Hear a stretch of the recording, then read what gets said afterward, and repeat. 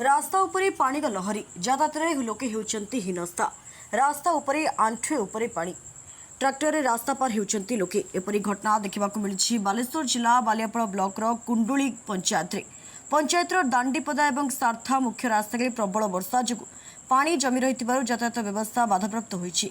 रास्ता उपरे पानी प्रवाहित हेउतबारु साधारण लोकक जीवा आसिबारे नाना असुविधा देखा देइछि। विशेषकर स्कूल और कॉलेज जाउथुवा छात्र छात्री माने अधिक समस्या सम्मुखीन होउछंती। पानी अतिक्रम करने कष्टकर हो पड़ू अनेक छात्र छात्री ट्रैक्टर जोगे यातायात करुछंती।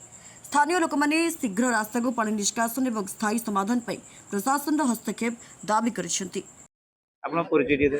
मो ना जयंती साहू मु जाई सारथा मोर घर होचु सारथा आ तो पानी हेइति चटाण रो बहुत पानी हेइछि लोक सब पार होचंती होचु ट्रैक्टर रो आ ट्रैक्टर जे पारी होचंती असि कोन माने माने खाली रो पारी करछन ना कोन केते बडा लोग हां 50 पाना है नउचंती आ ये नुको आ जिबे केरकमा जिबा पाई एठी किछि सहयोग नाही आ जेर कहने लोकन को तो उपकृत करचंती आ किछ करिवो गाड़ीटा केते रन घर होची छरता मुहाण आउ ए जे घाट पारी के आसिला केते समय धरि काइलो एटी बहुत समय अपेक्षा कलु आउ पानी बहुत चारियाडे मारी जाइछि आउ एटा हमर सरकार को आमे अनुरोध रखुछि। केते टंका दे के अपन पारी ए 50 टका नेले